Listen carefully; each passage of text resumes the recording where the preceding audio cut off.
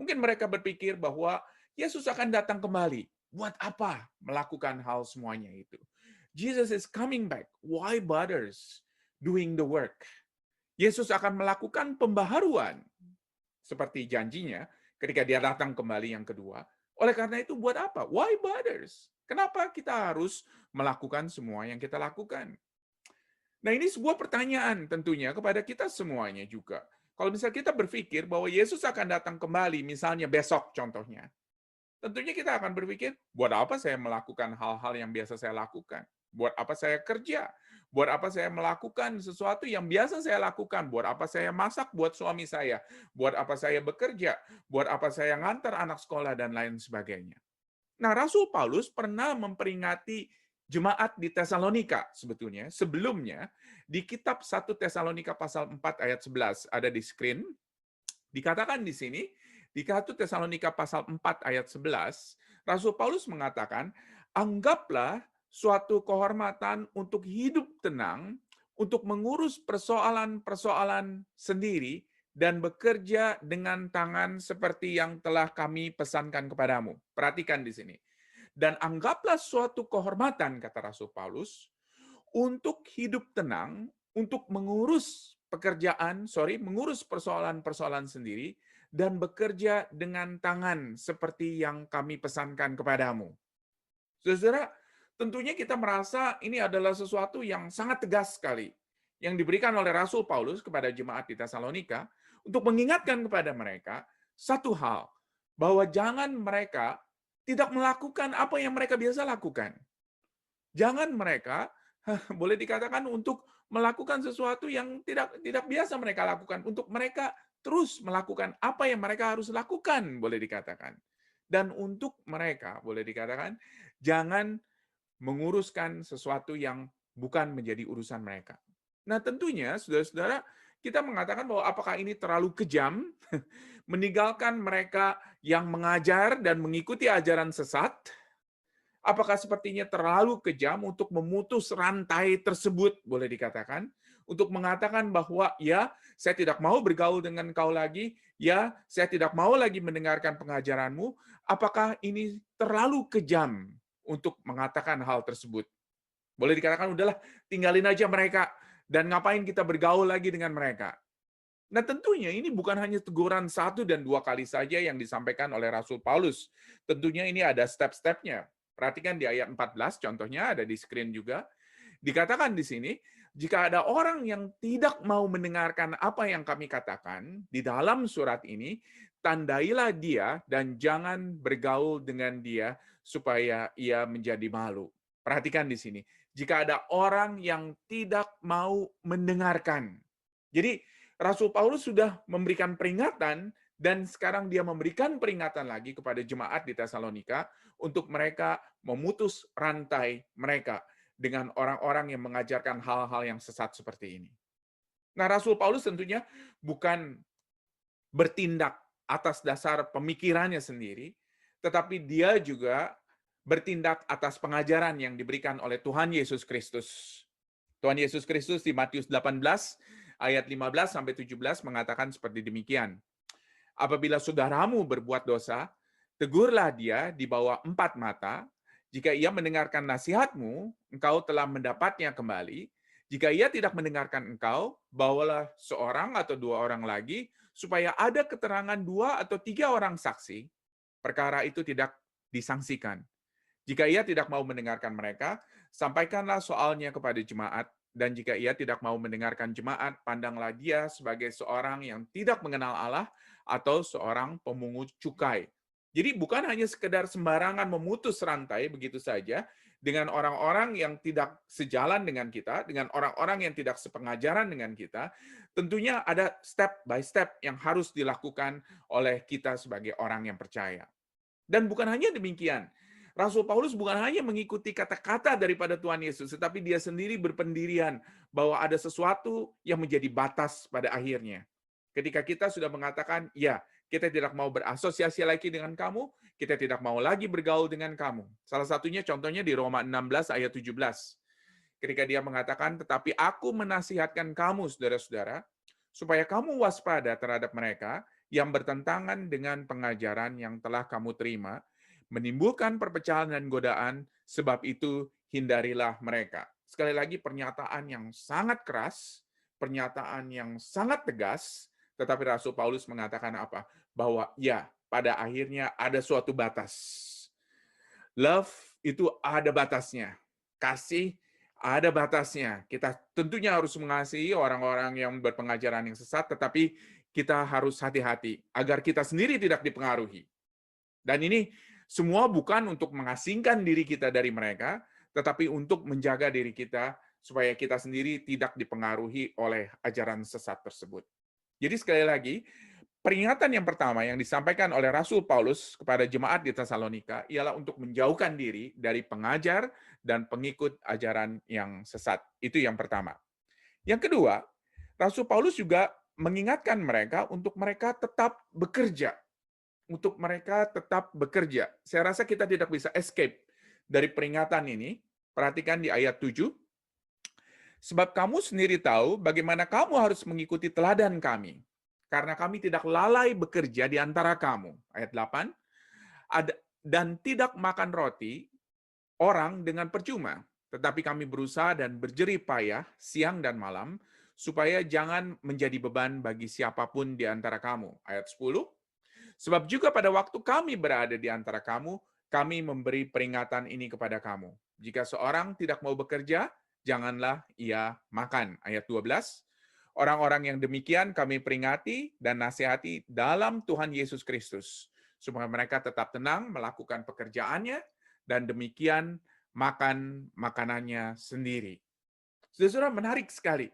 Rasul Paulus mengingatkan mereka untuk mereka terus bekerja. Untuk mereka terus bekerja. Mereka tidak tahu, Rasul Paulus sendiri tidak tahu kapan Yesus Kristus akan datang kembali.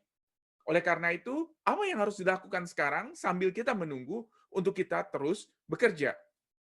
Saudara, di dalam dunia yang modern sekarang ini, bekerja seringkali menjadi identitas kita. Kita ditandai oleh sesuatu pekerjaan aktif yang kita lakukan, atau bekerja yang aktif, sesuatu yang kita lakukan. Ketika kita tidak bekerja, maka kita seringkali tidak dianggap rendah. Kalau di Indonesia misalnya contohnya, orang yang pengangguran itu sering dilihat sebagai orang yang tidak mampu atau orang yang tidak bisa bersaing, seringkali dikatakan seperti demikian. Tetapi Alkitab mengajarkan sesuatu yang sangat berbeda sekali. Pertama-tama di sini, Rasul Paulus di dalam konsep bekerja yang dia ingin ajarkan di sini, ini bukan hanya bekerja untuk makan. Perhatikan ayat 10 dan ayat 12. Makan di sini maksudnya ialah untuk memenuhi semua kebutuhan daripada orang yang bekerja tentunya. Tetapi kerja bukan untuk makan yang dimaksud di sini sekali lagi. Karena Rasul Paulus berpikir sebuah konsep bekerja secara alkitabiah. Bekerja itu adalah konsep utama, salah satu mandat yang diberikan oleh Allah pertama-tama kepada manusia.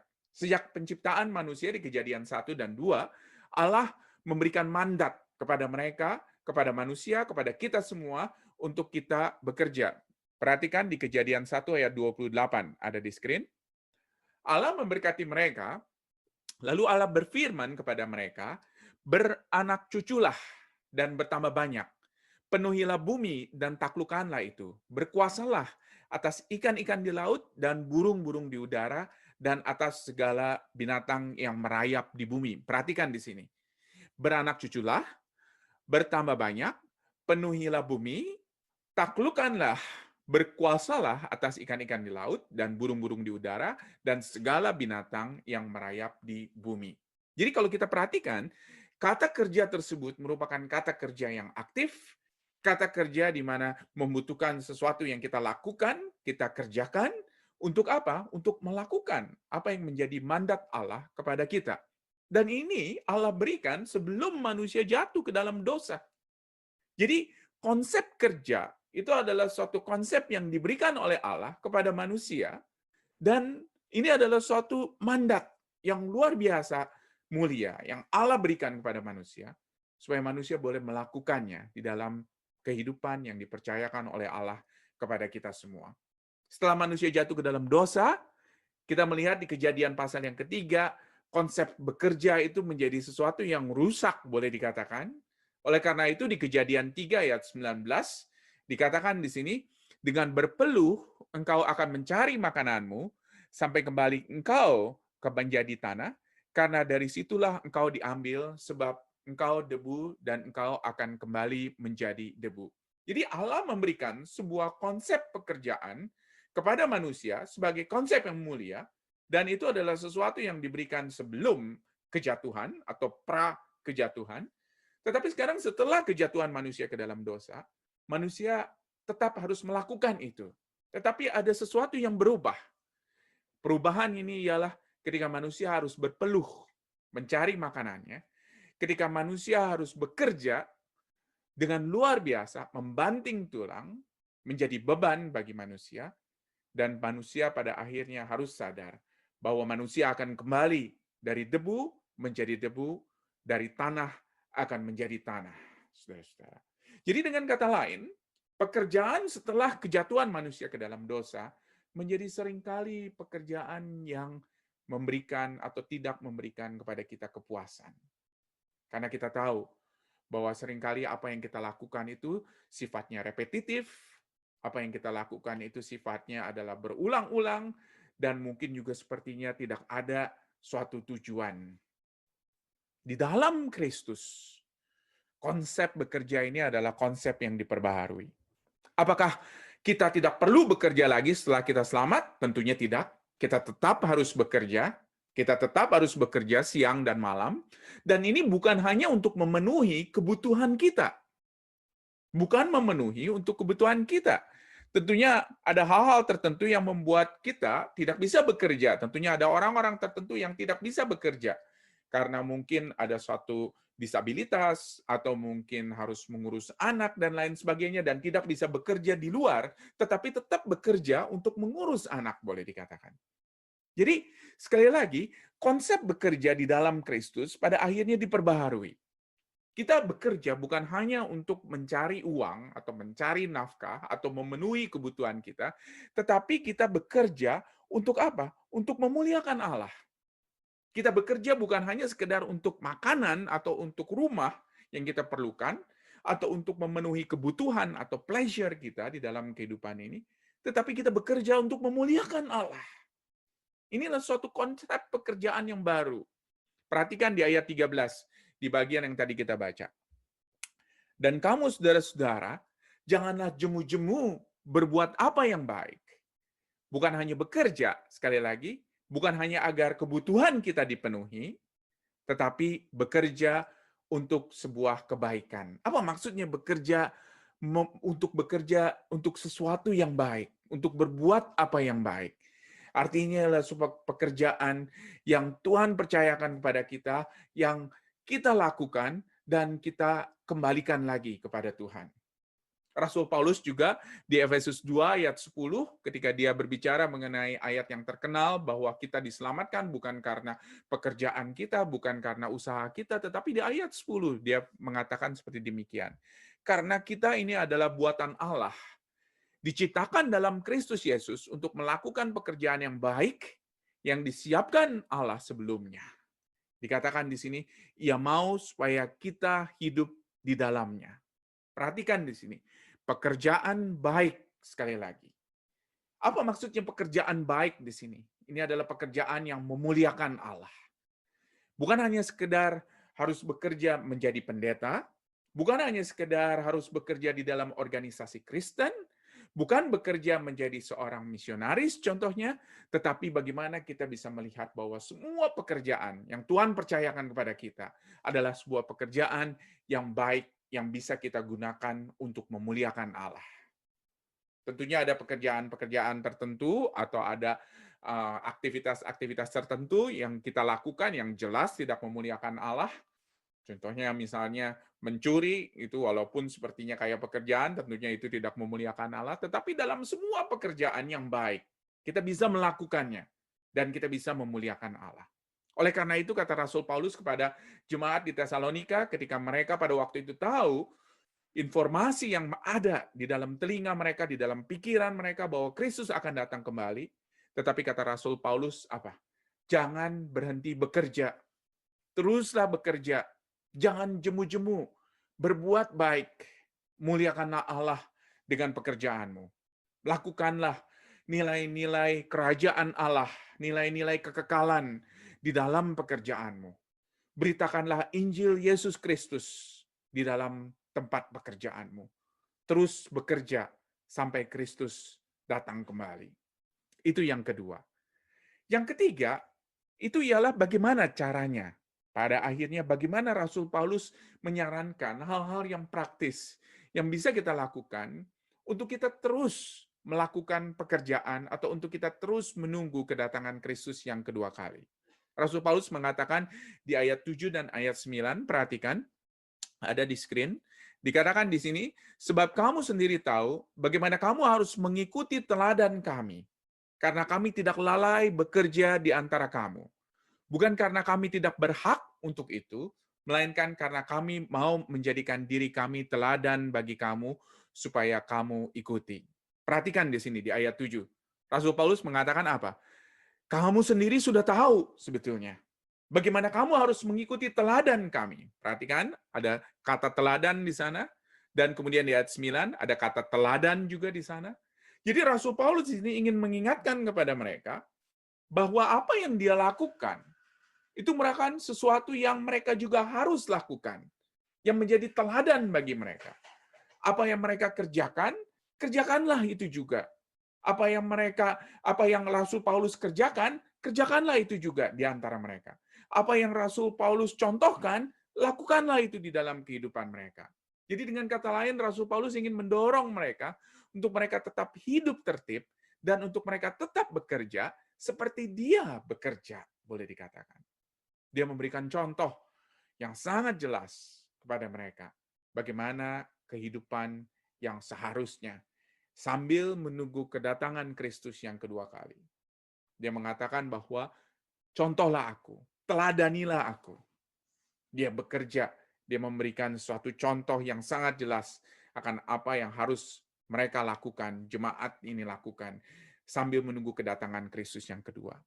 Hal yang kedua yang dilakukan juga oleh Rasul Paulus itu ialah dengan tetap mengajarkan, dikatakan. Jadi bukan hanya sekedar dia melakukan tindakan, tetapi dia juga mengajarkan sesuatu agar konviksi mereka, agar keyakinan mereka menjadi sesuatu yang semakin tebal dan semakin berakar. Jadi ini bukan hanya sekedar melakukan sesuatu, tetapi dia juga mengajarkan. Jadi bukan hanya sesuatu yang dikerjakan sesaat, tetapi Rasul Paulus juga mengajarkan sesuatu supaya mereka bisa tetap mengerti apa artinya dan kenapa mereka melakukan hal tersebut. Perhatikan di ayat 10. Sebab juga waktu kami berada di antara kamu, kami memberi peringatan ini kepadamu, jika seorang tidak mau bekerja, janganlah ia makan.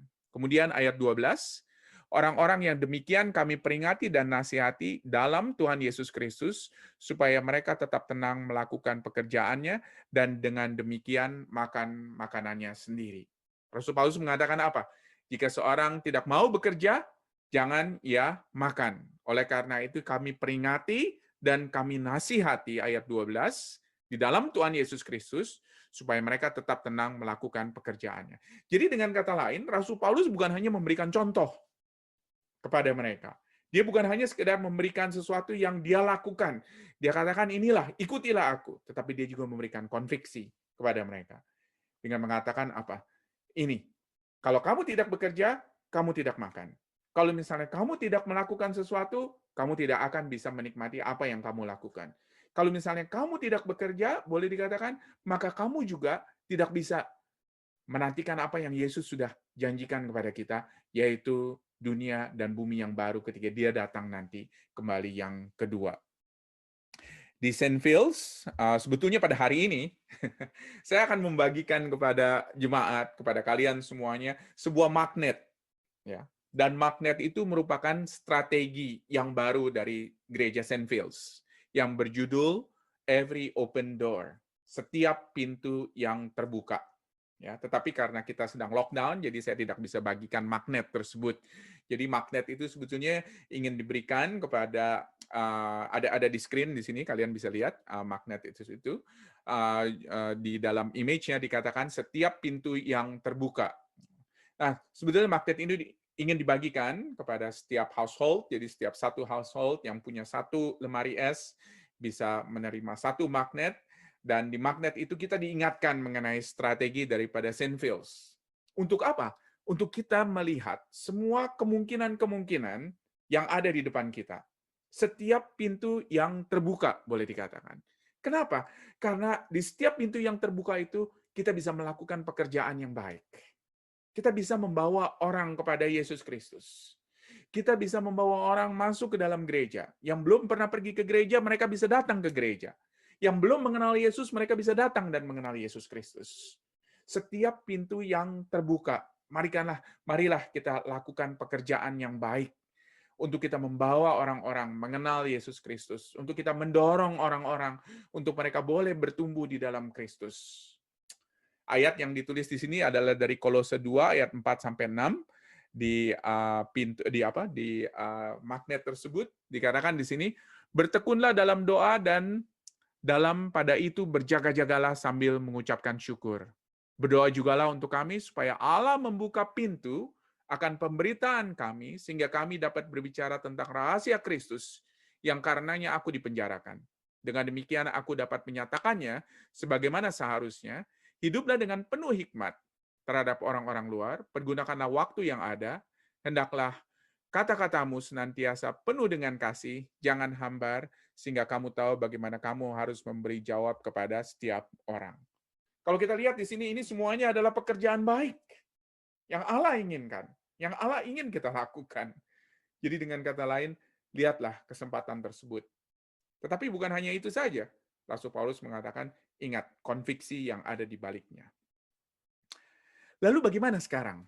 Apa yang harus kita lakukan sekarang? Dengan apa yang tadi kita sudah pelajari, dengan apa yang kita sudah dengar. Dengan kitab 2 Tesalonika yang sudah kita pelajari selama ini. Oke, ada 2 saran dari Rasul Paulus dan ini adalah poin yang terakhir. 2 saran dari Rasul Paulus. Yang pertama, jangan jemu berbuat baik. Ya, jangan jemu berbuat baik. Perhatikan di ayat 13 di sini dikatakan. Bukan hanya sibuk. Ya. Jadi bukan hanya Rasul Paulus katakan bekerja, bekerja, dan bekerja. Tetapi bekerja untuk berbuat baik, untuk kemuliaan Allah. Dan jangan jemu-jemu untuk berbuat baik. Bukan hanya sekedar sibuk untuk hal-hal yang tidak berguna, boleh dikatakan. Tetapi lakukanlah suatu hal yang berguna untuk kerajaan Allah. Di ayat yang ke-11. Tapi kerjakan sesuatu yang berguna, boleh dikatakan. Untuk kemuliaan Allah. Untuk kerja kerajaan Allah. Tidak harus di gereja, tidak harus di organisasi Kristen, tetapi sesuatu yang berguna bagi kerajaan Allah.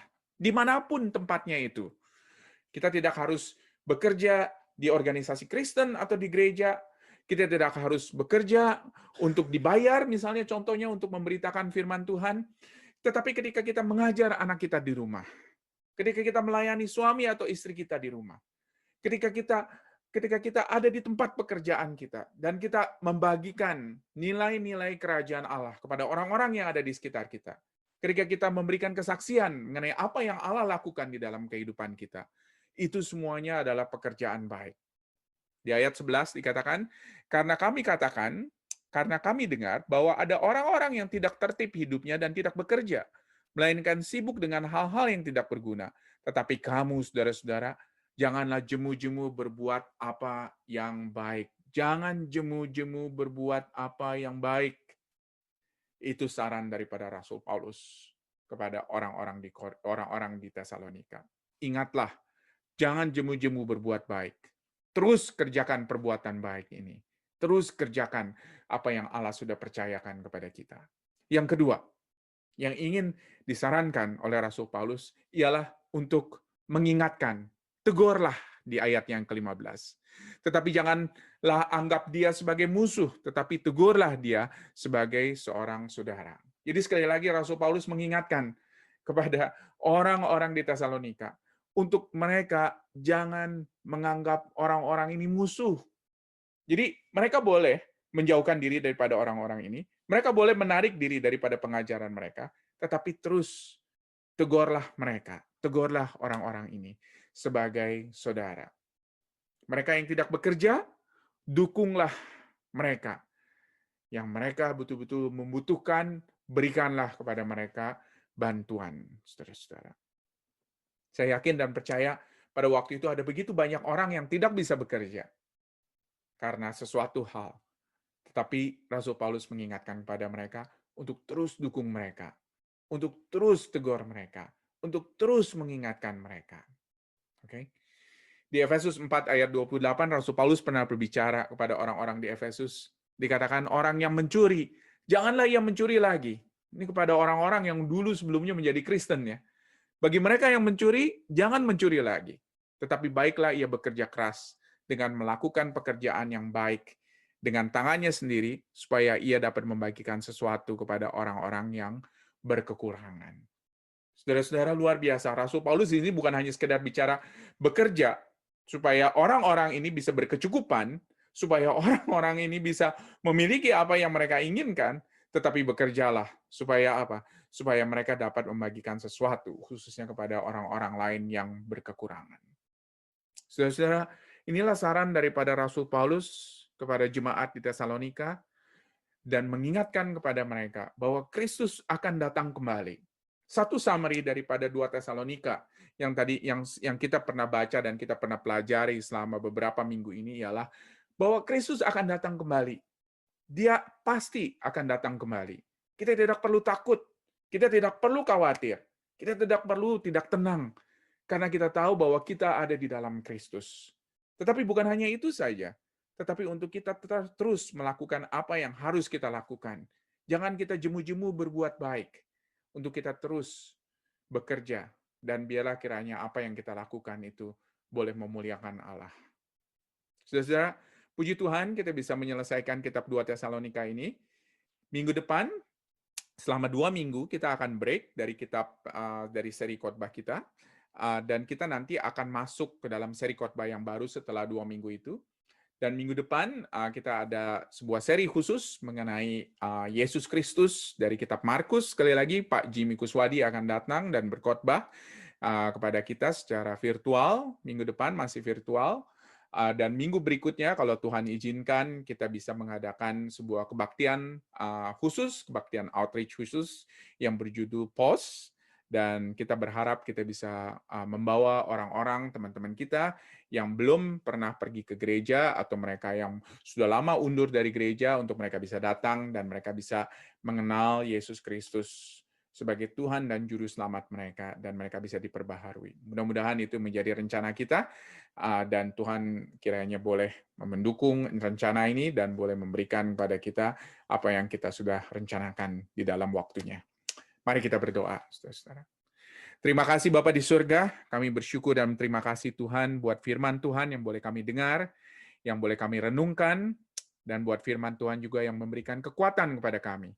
Terima kasih ya Tuhan, bahwa di dalam kitab 2 Tesalonika ini kami diingatkan sekali lagi, bahwa Kristus akan datang kembali, bahwa kami tidak perlu takut, kami tidak perlu khawatir, kami tidak perlu ya Tuhan untuk ragu-ragu, mengenai apa yang akan terjadi kepada kami. Dan Tuhan ajarilah kami ya Bapa, untuk kami terus berbuat baik, untuk tidak jemu-jemu berbuat baik, untuk terus melakukan apa yang Yesus percayakan kepada kami, untuk berbuat baik dan membawa banyak orang, untuk boleh mengenal Yesus Kristus sebagai Tuhan dan Juru Selamat. Tuhan tolong bantu kami ya Bapa, biarlah kiranya Tuhan boleh dimuliakan, dari semua yang kami lakukan, Engkau boleh ditinggikan ya Bapak di dalam pekerjaan kami, di dalam aktivitas kami, dan sekali lagi ya Tuhan kami berdoa supaya Engkau boleh dimuliakan di dalam segala sesuatu yang kami lakukan. Terpujilah Tuhan namamu, kami bersyukur dan berdoa di dalam nama Yesus. Amin. Silakan Hari.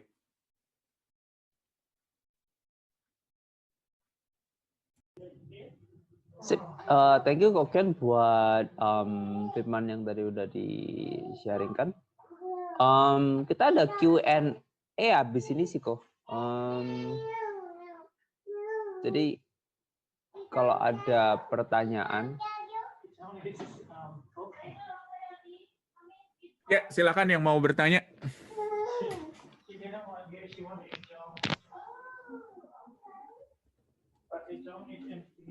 Yang mau bertanya ada dari apa yang kita sudah dengar?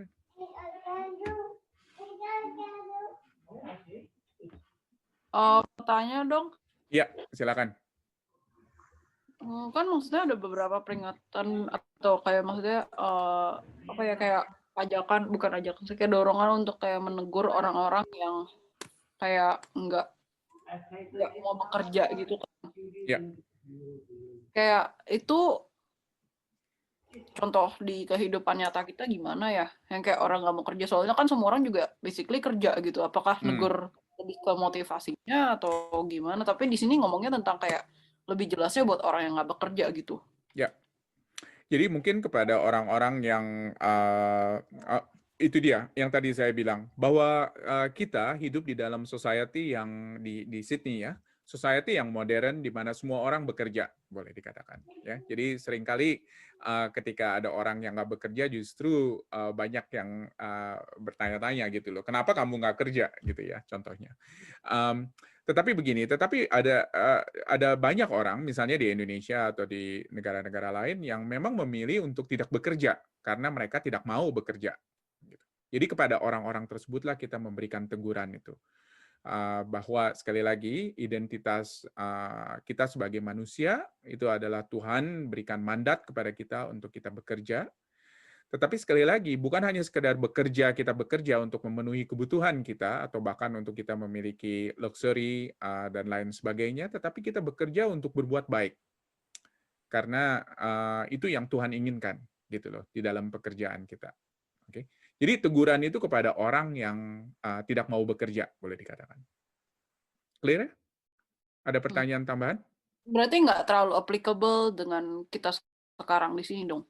Well, saya yakin di antara kita ada orang yang tidak mau bekerja. Di Australia sendiri boleh dikatakan ketika pemerintah banyak memberikan dukungan kepada atau support kepada orang-orang yang tidak bekerja, ada banyak orang yang memilih untuk tidak bekerja karena mereka pikir buat apa mereka bekerja kalau misalnya pemerintah sudah memberikan support kepada mereka. Jadi menurut saya sih applicable aja sih di dalam konteks kita baik di Australia maupun di Indonesia. Oke. Ada pertanyaan lain?